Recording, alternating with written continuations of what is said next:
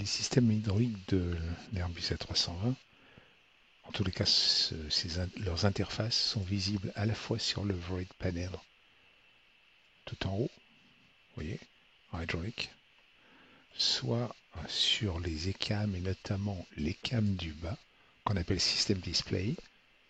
Voilà, il suffit d'appeler la page hydraulique et nous y sommes.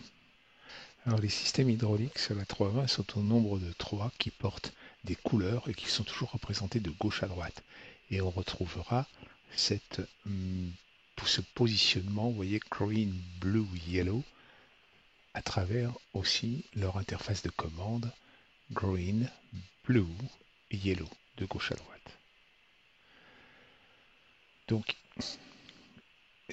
effectuons un premier aperçu de la constitution de ces circuits. Ils sont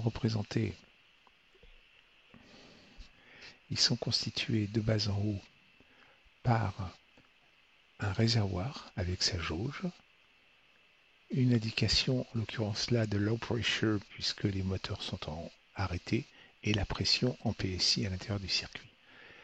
Dans la partie réservoir, on a deux choses. Le réservoir lui-même, c'est cette espèce de rectangle orange, et qui représente le niveau, je dirais, le plus bas à partir duquel on aura une alarme à un ECAM caution.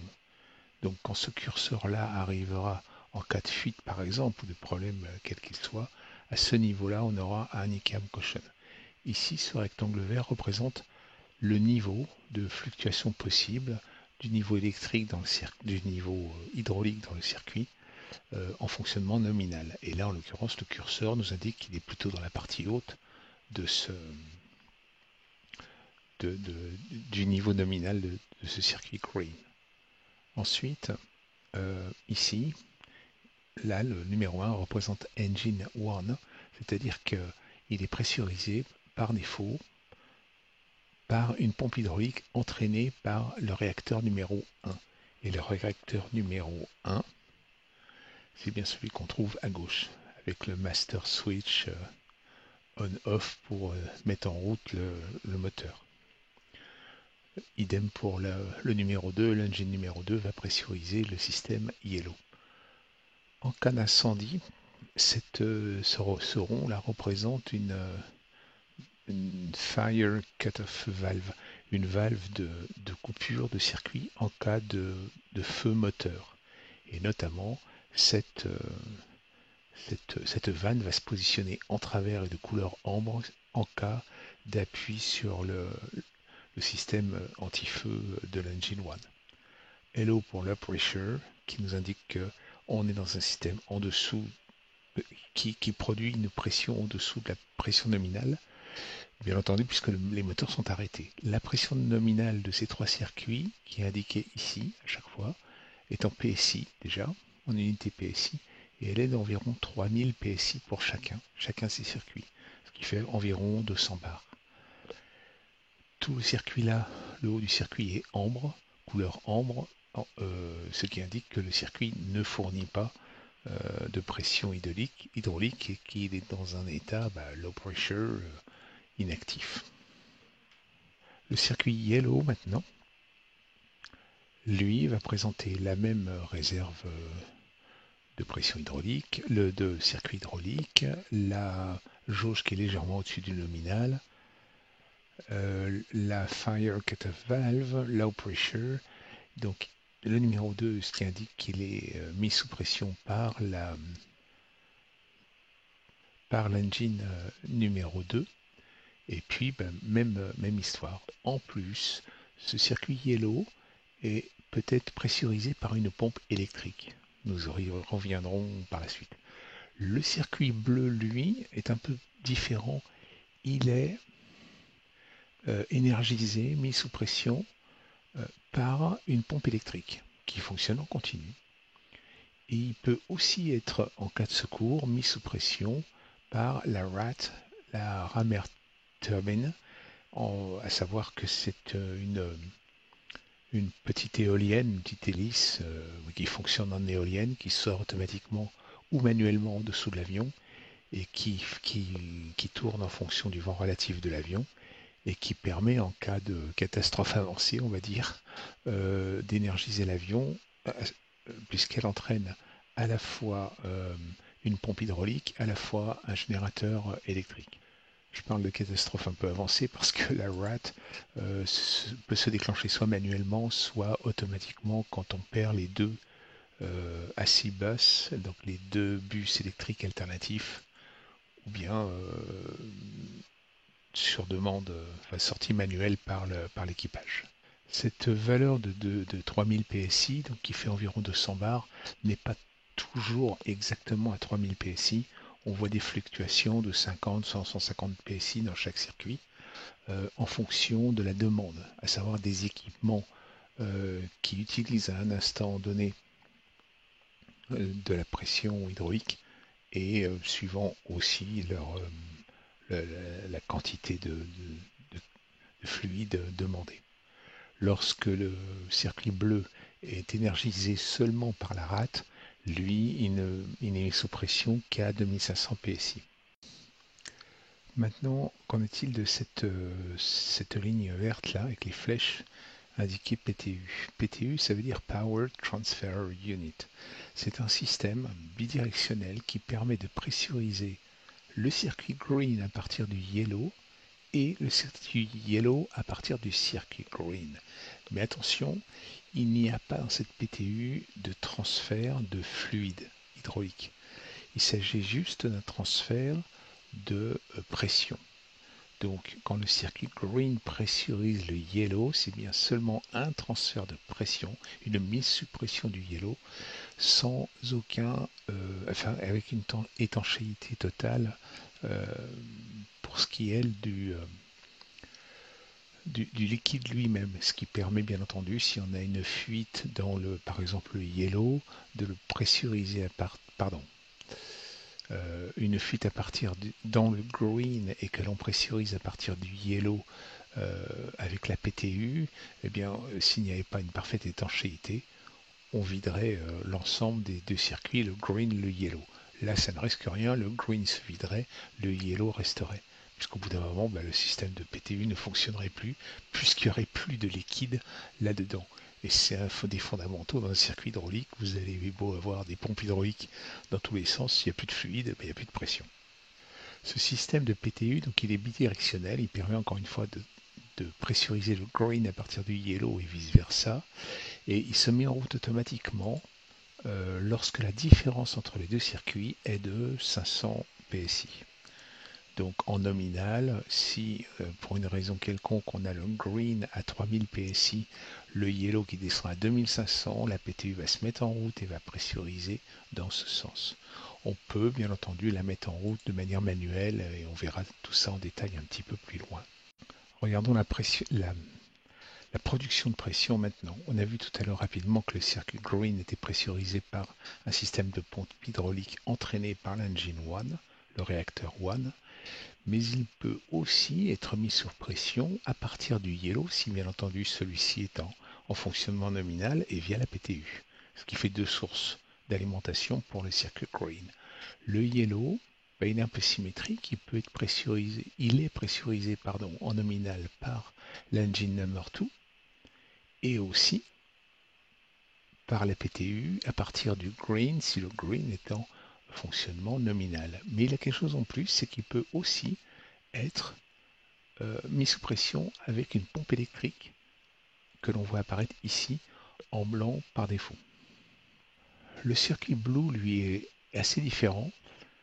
Bon, toujours les mêmes systèmes de réservoirs, de niveaux nominaux, la pressure bien entendu, et il est pressurisé par défaut en fonctionnement nominal par une pompe électrique.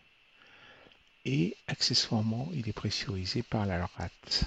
La RAT est une Ram Air Turbine. C'est un système de petite éolienne qui sort automatiquement ou manuellement en dessous de la carlingue du fuselage de la 320 et qui est activé comme une éolienne par le vent relatif. Et cette rate entraîne à la fois un générateur qui produit de l'énergie électrique en secours, mais aussi une pompe hydraulique. Dans le cas où le circuit Blue est activé par la RAT, la pression nominale ne sera plus de 3000 PSI, mais 2500 PSI. Notez tout de suite que, vous voyez, il passe par-dessus. La PTU ne peut pas énergiser le circuit Blue. Il ne peut que faire un transfert de pression du yellow au green et du green au yellow. En aucun cas, il y a une connexion avec le circuit Blue. On verra tout à l'heure que le circuit yellow peut être activé partiellement par cette pompe électrique et de manière automatique lorsque le personnel au sol commande une ouverture ou une fermeture de la porte cargo. Et on verra que, en étant dans le cockpit à ce moment-là, on sait que la porte cargo est en train d'être ouverte, en tout cas d'être manœuvrée, ouverte ou fermée, par la mise en pression partielle du circuit yellow. C'est-à-dire que ce n'est pas tout le circuit qui est mis sous pression, mais seulement la partie production d'énergie hydraulique pour la porte cargo. Et cette porte cargo d'ailleurs peut aussi être mise sous pression et actionnée à partir d'une pompe manuelle dans une trappe accessible à partir du sol. Il faut d'ailleurs être deux, un qui pompe et l'autre qui manœuvre la porte. Une dernière chose sur la PTU, je ne sais pas si je l'ai dit tout à l'heure, mais la PTU se met automatiquement en route quand il y a une différence de pression de 500 PSI entre le green et le yellow ou vice-versa. Donc si on est à 3000 PSI d'un côté et 2005 de l'autre, la PTU va se mettre en route avec un sens de gauche à droite. Faisons un zoom maintenant sur quelques-uns de ces systèmes. Commençons par la RAT. On a vu qu'elle pressurisait en cas de secours et le circuit bleu. Et elle pressurise le circuit bleu automatiquement une fois la rate se déploie et pressurise automatiquement le circuit bleu. Si on perd les engines 1 et 2, les réacteurs 1 et 2, ou si on perd la fourniture électrique, notamment des bus AC, bus 1 et 2. Si on va voir la page ELEC, là on est au sol, hein, on est énergisé par external power, une ground power unit, et là on est alimenté en 400 Hz 115 volts en courant alternatif, donc alternative current. On a le bus AC1, AC2 qui eux via des convertisseurs TR1, TR2 alimentent les bus DC1, DC2, donc les bus en courant continu et ainsi de suite. Donc si on perd la C1, la C2, la rate sort automatiquement. C'est vrai que dans ces situations-là, on est quand même dans un cas d'extrême urgence. Pour ce qui est de sa sortie manuelle à cette RAT, allons dans l'overhead panel. Et donc la sortie manuelle de la RAT, elle se fait via cet interrupteur qui est gardé, guarded dans les manuels. Donc, il suffit de soulever le capot et d'appuyer ici. Comme je l'ai dit tout à l'heure, la RAT, elle entraîne à la fois la production électrique, à la fois la production hydraulique. Et bien la même sortie de la même RAT, on la retrouve ici, Emergency Electrical Power, on la retrouve ici avec un bouton gardé de la même façon, avec d'autres fonctions. Il faut savoir pour terminer que cette RAT, une fois qu'elle est sortie en l'air, ne peut être rentrée dans son logement qu'une fois au sol. Dans chacun des circuits hydrauliques, on a ce qu'on appelle des accumulateurs qui jouent le même rôle en fait que des gros condensateurs en courant continu, à savoir qu'ils permettent de répondre à décréter des fluctuations de demande élevée de pression et de fluide hydraulique pour éviter de dégringoler la pression totale du circuit hydraulique. Ces accumulateurs jouent le rôle de pondération, de tampon comme ça. Donc les accumulateurs. Et ils ne sont pas représentés là sur le système display de l'ECAM. Ici, là et là, ce sont des fire shut-off valves. Ce sont des valves qui se ferment lorsque l'on appuie sur on va les voir dans l'overhead panel ici, dans l'enclenchement du système anti-feu Engine 1 et Engine 2. si on pressait sur l'un de ces boutons-là, on se retrouverait avec cette vanne fermée en travers et de couleur ambre. Il y a aussi là-dedans des valves de mesure qui sont enclenchées automatiquement par des systèmes de mesure de détection de fuite dans chacun de ces circuits. Il y a aussi des filtres pour filtrer les particules qui pourraient apparaître dans chacun des circuits hydrauliques. Il faut savoir que les trois réservoirs-là sont mis sous pression avec une pression d'air là-dessus qui permet d'éviter la cavitation dans les pompes des trois circuits hydrauliques. Et cette mise sur pression est faite à partir de deux sources. Si on retourne dans le Void Panel, par défaut, la pressurisation est prise à partir de l'engine bleed air numéro 1. La pressurisation se fait totalement automatiquement. Si jamais la pression ici est trop faible, pour quelque raison que ce soit, ils vont piquer cette source d'air sous pression de chaque côté du cross bleed air ici. Donc imaginez qu'il y a deux prises ici de chaque côté qui permettent, et donc quelle que soit la position de ce commutateur, de piquer de l'air sous pression, encore une fois pour pressuriser les réservoirs hydrauliques. Un système qui n'apparaît pas non plus sur les différentes pages de DCAM ni dans les interfaces, c'est ce qu'ils appellent les priority valves, les valves de priorité. Vous voyez ici la distribution des clients des trois systèmes hydrauliques, donc le green à gauche, le blue au milieu, le yellow à droite, comme toujours. Et on voit ici la répartition des clients et tout en haut, une notion de priority valve sur les trois circuits. En fait, l'idée est la suivante, c'est qu'imaginez que vous soyez en approche par une atmosphère plutôt turbulente, vous allez avoir un besoin vital des commandes no vol en fait. Et si à ce moment-là vous sortez le train ou vous sortez les volets, il faut savoir que le train et les volets, entre autres, sont des gros consommateurs de liquide hydraulique. Et justement, le landing gear, on l'a là, les flaps et les slats, on les a ici, on les a là aussi, et on les a sur le circuit jaune aussi. Eh bien, dans ces cas-là, si on ne coupait pas ces gros consommateurs, ne serait-ce que temporairement, on aurait un problème de mise à disposition de pression hydraulique pour les commandes de vol. Eh bien, le système se permet tout seul, comme un grand, de fermer temporairement tout ou partie de ces consommateurs, ces gros consommateurs, dans des moments comme cela. Donc typiquement l'approche approche turbulente, on a besoin vital de commande de vol et les gros consommateurs sont légèrement retardés. Le même système, les mêmes systèmes auraient tendance à agir si par exemple pour une raison quelconque on a un ou deux circuits hydrauliques de fermés en panne avec par exemple via la PTU on aurait le green alimenté par le yellow par exemple, bon ben là on aurait un problème équivalent et pour éviter une baisse de pression importante dans le circuit ou les circuits restants, eh bien les priority valves se fermeraient de la même façon. Pour ce qui est de la distribution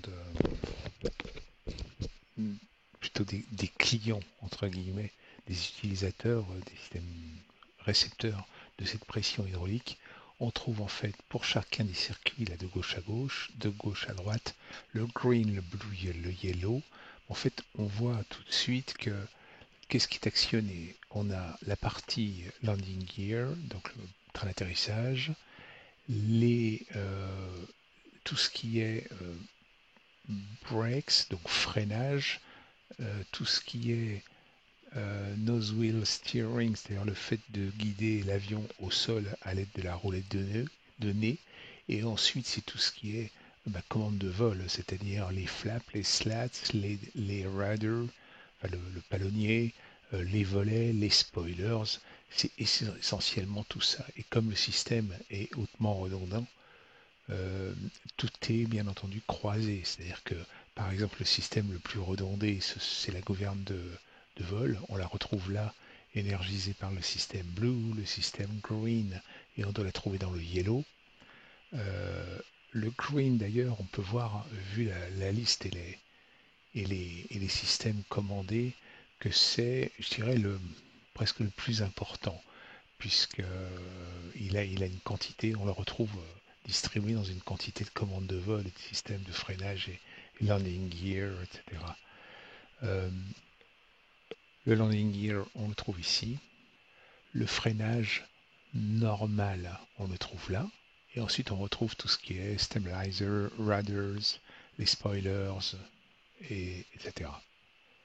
Dans le circuit jaune, on trouve le nose wheel steering, la commande de la roulette de nez au sol, le système de parking brake, donc le frein de parking, et le système de secours de freinage.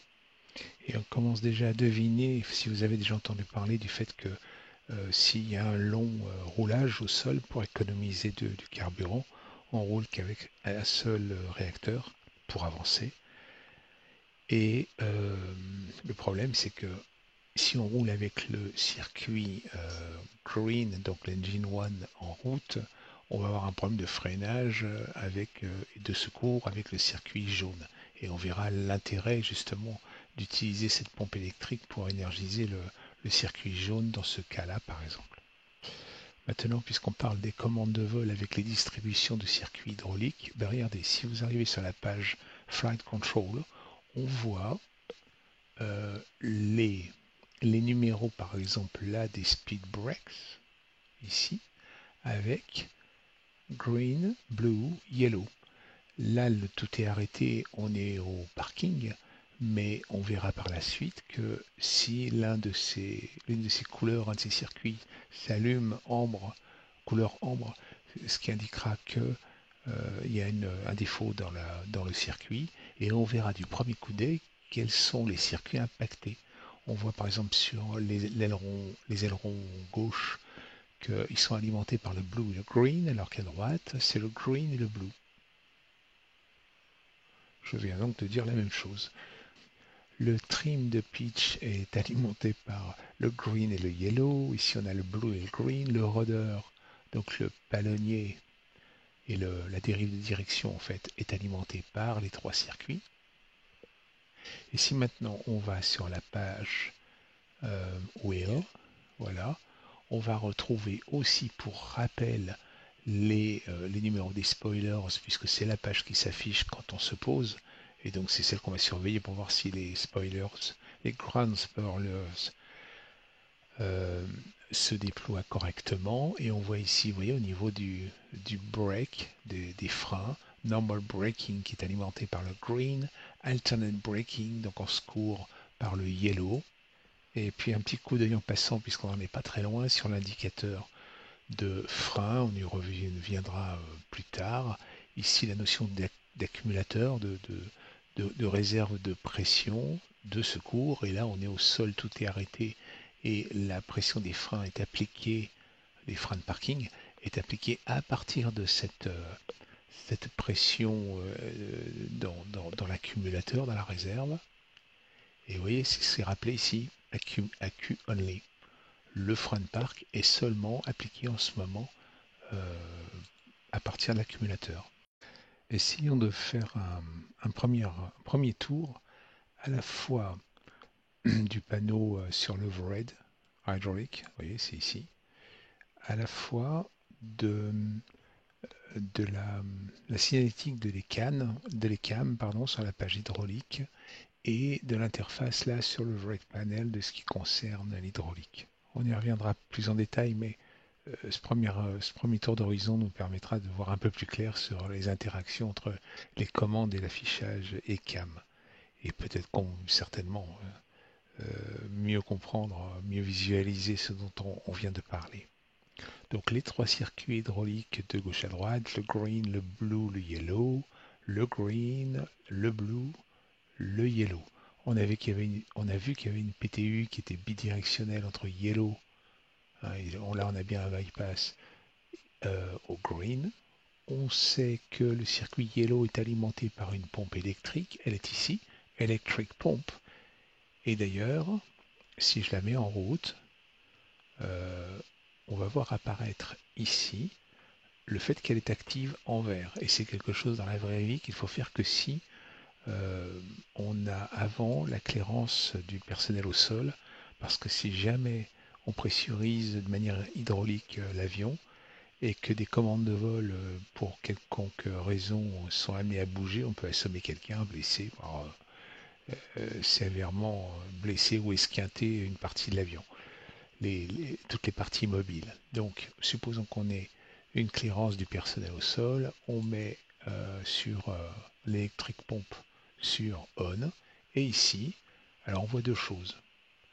On voit deux choses assez intéressantes. Un, la fourniture de l'énergie hydraulique par la pompe électrique, ici, du système Yellow, et comme les deux engines sont arrêtés, il y avait une pression de zéro dans le circuit green. Donc, une différence de pression de plus de 500 PSI. Donc, la PTU se met en route. Ah, on a vu qu'elle était bidirectionnelle, là du yellow vers le green, et on va pressuriser les deux circuits. C'est vraiment pour... je fais ça dans un but pédagogique, hein, ça ne correspond pas forcément à quelque chose de concret dans la vraie vie, surtout au sol en face de la gate. Donc, on arrive à quasiment 3000 PSI à droite.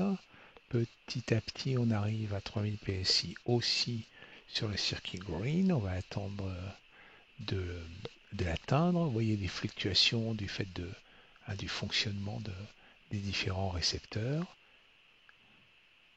Bon, alors on est à 2800, voilà, 2800 PSI.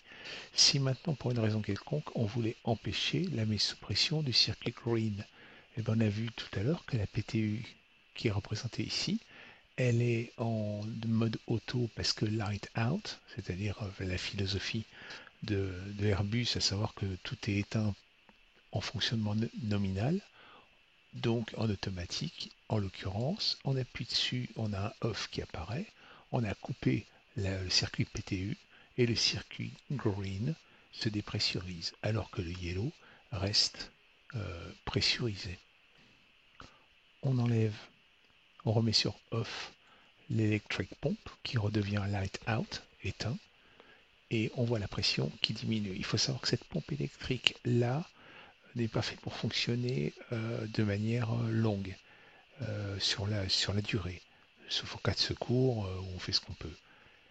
Et du coup, si on la laissait longtemps, notamment au sol, en l'occurrence à la guette en route, on aurait rapidement un overheat, le fait que la pompe chauffe.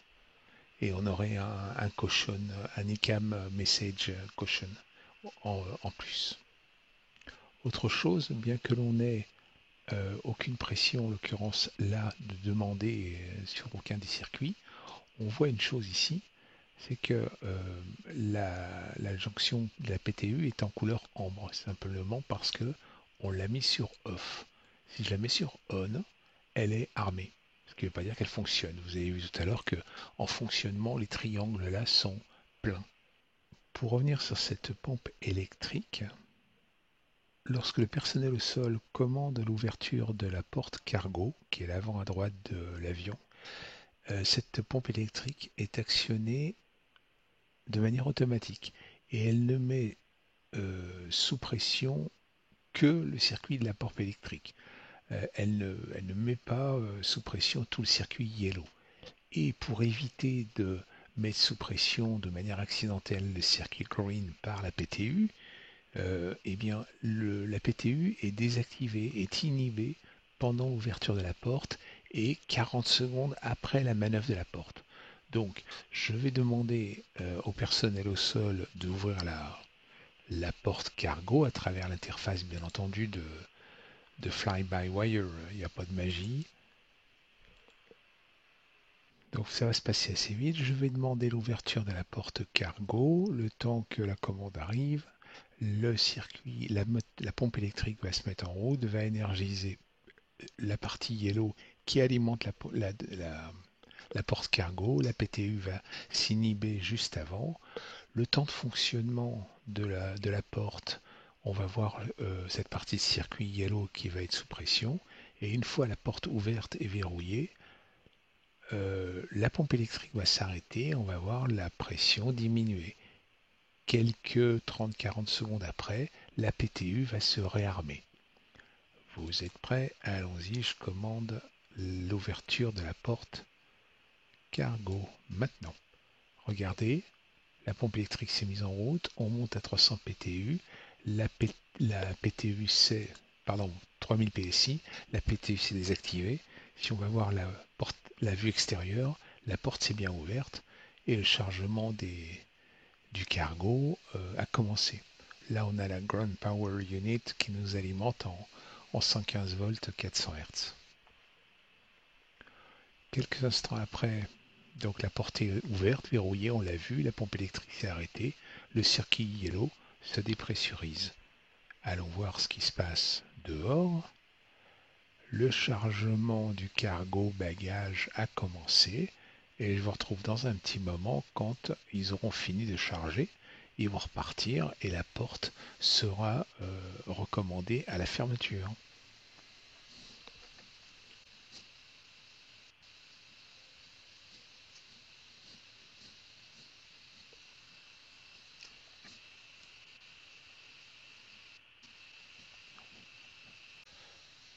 On arrive à la fin du chargement des bagages que l'on avait. Il n'y avait pas grand-chose.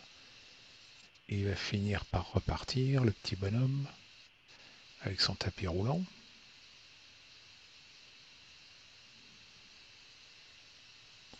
Voilà, on retourne dans le cockpit, voir ce qui va se passer avec la fermeture du... voilà, la pompe électrique est commandée à la fermeture de la porte. J'aurais pu d'ailleurs rester dans cette vue. La porte est fermée, verrouillée. La pompe électrique va finir par s'arrêter.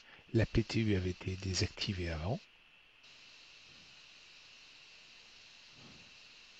La pompe électrique s'arrête, le circuit yellow repart à zéro, se dépressurise, et en théorie, 40 secondes après, la PTU est réarmée.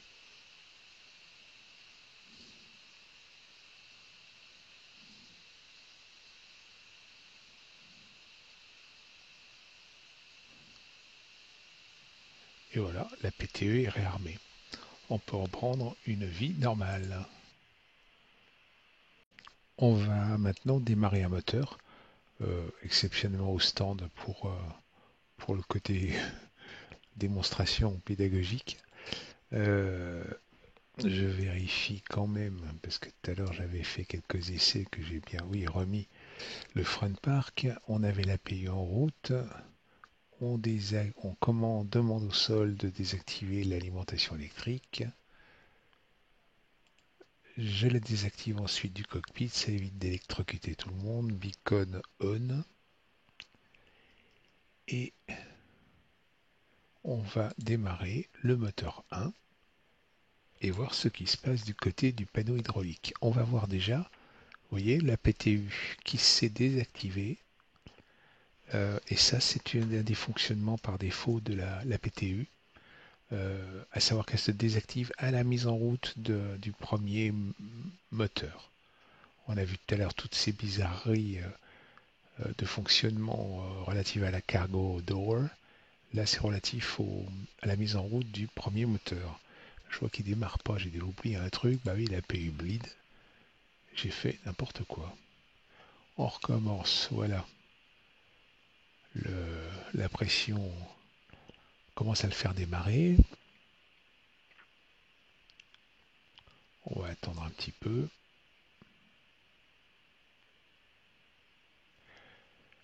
Le N2 augmente, le fuel flow arrive, 100 kg, 120 kg par heure. Le GT augmente. Le N1. Et on arrive, alors peut-être un petit peu trop tôt dans la simulation, mais on arrive aux 3000 PSI sur le circuit green. Une fois qu'il sera stable, le moteur, en fait, la PTU va se réarmer. va s'activer. On va la voir se mettre en vert et pressuriser de gauche à droite. Le green va pressuriser le yellow. On a vu autre chose là, c'est que le système hydraulique Blue s'est mis en route. Et ça, c'est une règle aussi câblée dans les automatismes de la 320. C'est que la pompe de pressurisation hydraulique du circuit bleu se met en route dès que l'AC1, le bus AC1, donc courant alternatif, le bus numéro 1 de l'engine 1, est sous tension. Et en l'occurrence, là, qu'est-ce qu'on voit? On a encore l'external power, mais ça c'est la simulation qui déconne. On l'a débranché. Ensuite, on a l'APU générateur qui, elle, alimente en électrique le bus 2, alors que l'engine 1 alimente en électrique la C1, les redresseurs, le DC1, etc. Mais ça, c'est une autre histoire, c'est le circuit électrique. En tous les cas, en résumé, dès que l'AC1, le bus alternatif 115 volts 50 Hz est sous tension, eh bien, la pompe euh, numéro 1, pardon, la pompe électrique qui pressurise le circuit Blue se met en route. Et je vous ai dit une bêtise, dans cette configuration-là, au sol, la PTU ne se met pas en route. C'est justement ce que je voulais vous montrer. Je vous ai dit une petite bêtise tout à l'heure. Maintenant, on va démarrer le deuxième moteur et on va voir quelque chose de particulier encore. C'est qu'une fois que le deuxième moteur démarre, la PTU va se mettre en route pendant quelques secondes simplement pour se tester, pour voir si le fonctionnement de la PTU est correct. Donc on va la voir passer en vert plein, elle va fonctionner et elle va s'arrêter immédiatement. Eh bien allons-y, on va démarrer le 2. Engine 2 start. Regardez, la PTU se met en route une quelques secondes et va repartir en pause, si je puis dire. Voilà, elle est armée mais elle n'est plus active. Ça c'est un fonctionnement à vérifier lors de la mise en route du deuxième moteur. Et le deuxième moteur donc qui démarre. Les deux moteurs sont maintenant en route et stables, voilà. Et j'ai laissé l'APU, n'y prêtez pas attention. Et tenez, pendant que j'y suis, l'acupressure s'est remis à sa pression nominale. Et si on va voir le circuit roue et frein, les libellés de tout à l'heure ont disparu ici. C'est-à-dire que le système de frein est alimenté à partir de son système nominal. Donc maintenant, on va jouer un peu à partir de ça pour voir un peu les interactions entre les commandes de l'override panel et le circuit et son affichage sur le système display, donc les cams du bas. Ce que je vais faire n'est pas forcément cohérent par rapport au fonctionnement nominal de l'avion, mais on va voir quels sont les impacts de chacune des commandes. Engine 1, la pompe hydraulique moteur numéro 1. Si j'appuie dessus, qu'est-ce qui s'est passé? Une légère diminution de la pression. On est arrivé à un delta de plus de 500 PSI entre le yellow et le green. La PTU s'est mise en route, elle pressurise de droite à gauche. Et là, on arrive au libellé de la pompe hydraulique Engine 1 qu'on a coupé donc ambre et en travers du circuit, à savoir ici. Je la remets en route, qu'est-ce qui se passe? Elle refait sa pression, la PTU s'arrête, mais elle est toujours armée. Très bien. Si je le fais dans l'autre sens, on devrait avoir la même chose. Pardon. On devrait avoir la même chose. Donc l'engine pompe number 2 est arrêté, la PTU fonctionne dans l'autre sens et pressurise le circuit yellow. Bon, très bien. Mais si maintenant je demande à la PTU de ne pas s'activer, je la mets sur off. Je l'ai tourné sur off comme on l'a vu tout à l'heure. euh, L'affichage devient de couleur ambre et on perd toute pressurisation du circuit yellow. Elle n'agit plus. Dans l'autre sens, de la même façon, on remet le circuit yellow sous pression, on arrête l'engine pump number 1, on perd la pressurisation du green. Bon, rien d'étonnant jusque-là. Si maintenant je remets en mode auto la PTU va s'enclencher à partir du yellow. À partir du moment, rappelez-vous, où on a un delta de 500 PSI. Et là, il y a un bug apparemment dans la simulation parce que le green continue à être alimenté. C'est bizarre, je recommence. Voilà. Donc là, à partir du moment où on a les 500 PSI en théorie de delta, hop, on pressurise, on pressurise le green. Si maintenant on perd j'en veux à ce bouton, si on perd les deux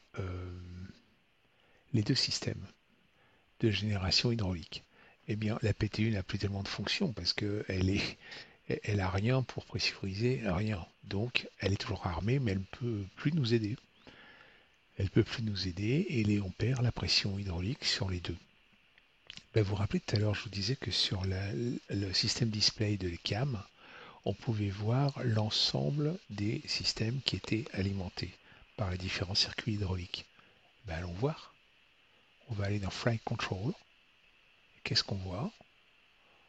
On voit qu'on a perdu, en l'occurrence, les speed break numéro 3 et le numéro 3 à l'autre côté.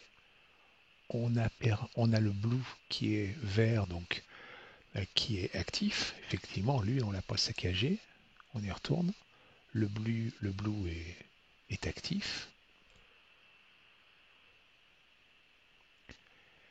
Et pour retourner, voilà, dans le circuit hydraulique, le blue, lui, il est actif et il alimente donc les spoilers numéro 3 là et numéro 3 ici. Tous les autres, on les a perdus.